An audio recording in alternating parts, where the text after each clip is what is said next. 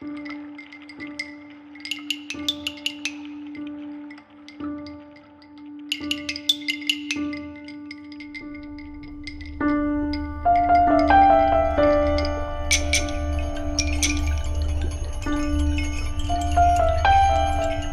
was a system of racial segregation.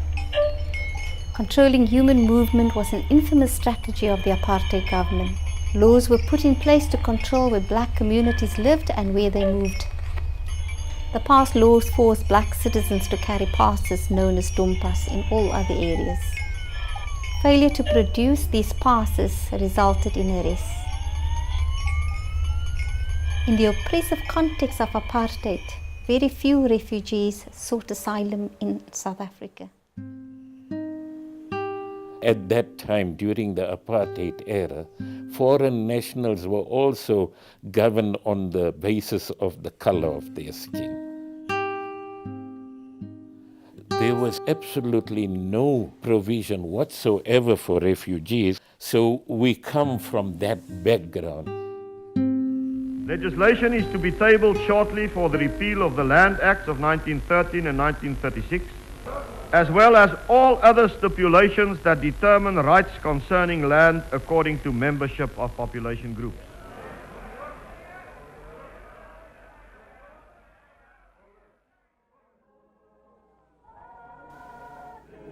Apartheid officially ended in 1994. The new government drafted a new constitution and replaced existing laws. In 1998, history was made when the Refugee Act was signed into law by former President Dr. Nelson Mandela. This development transformed South Africa's political landscape from a refugee-producing country to a refugee-receiving country.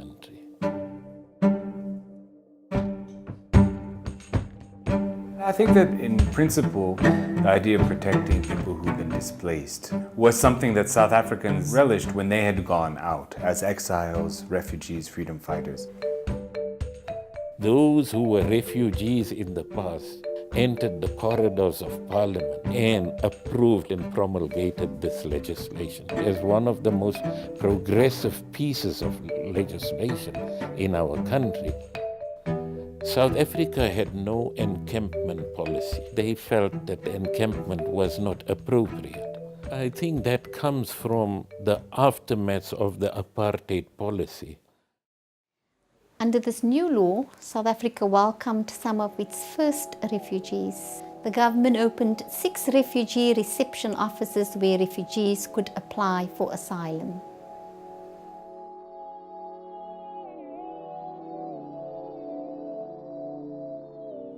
I arrived in South Africa in 1998. I come in South Africa because of the problem Angola was facing at that time, war. After 1 week, we went to my first, we take photo. The reception was so good, and they give us the first asylum seeker. After 3 years, they give us refugee status. I recall having one single office with just a table and chair. And that is the humble beginning I talk of at the time. There was a political will to introduce the act and make it work. But in fact, we were not ready.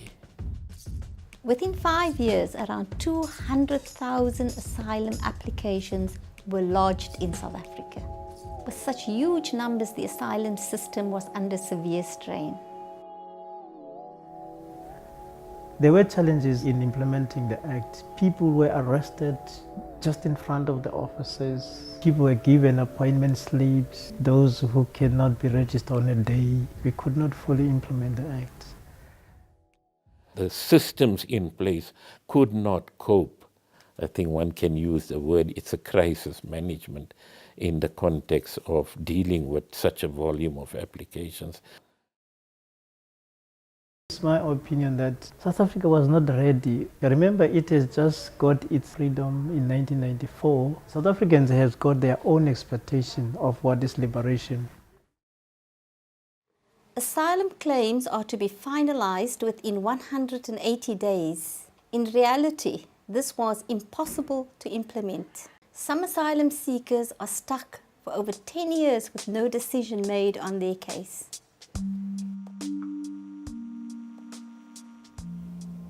I'm from Congo, DRC. I came here in South Africa since 2004. We're going to 13 years now. I left the country when I was 17 years. I was living in the place that they were coming in the house, raping people in the house, killing people in the house. I claimed my first asylum paper on 2004 when I came here. It took 11 years to give me the last decision of my asylum seeker. It was going back to your home.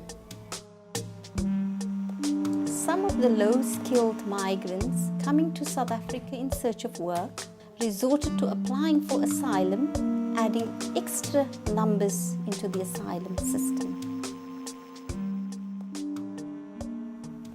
The South African asylum system has been in a state of crisis for at least 10, maybe 15 years. Basically, ever since the Refugees Act came into fruition without a complementary Immigration Act.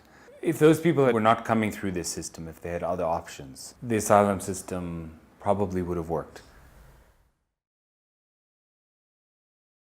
Since 2011, the South African government has closed 3 of the refugee reception offices, putting more strain on the system.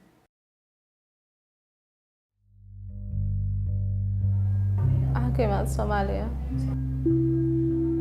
Soomaaliya waxaan ugu soo tagay dhib ka jirta waxaan ugu soo tagay al-shabaab hooyaday bay dileen marka sida darteed ugu soo tagnay gabar walaashii halka joogta oo nimaana oo aan caawinahay qof kale caawinay way diiday inaan la joogo kamana shaqaysan karo qofta oo gabadha walaashii xanuunsan baan hayaa Pretoria waxaan wadanka waxaan joogaa hadda 2 sano every month soo aaday 2 sano sharci aan ka sugay maal alle kana way soo cayrin horta bil walba waxaa isticmaalaya 2500 marka intaas oo laa way cabanaysaa dib weyn bay ku haysaa waxa leedahay kharashka inta la ma bixin karo dhowr mar bay waxay lahayd shikoori waxay lahayd bliis nabad iyo in amaanka helo shaqo ka helo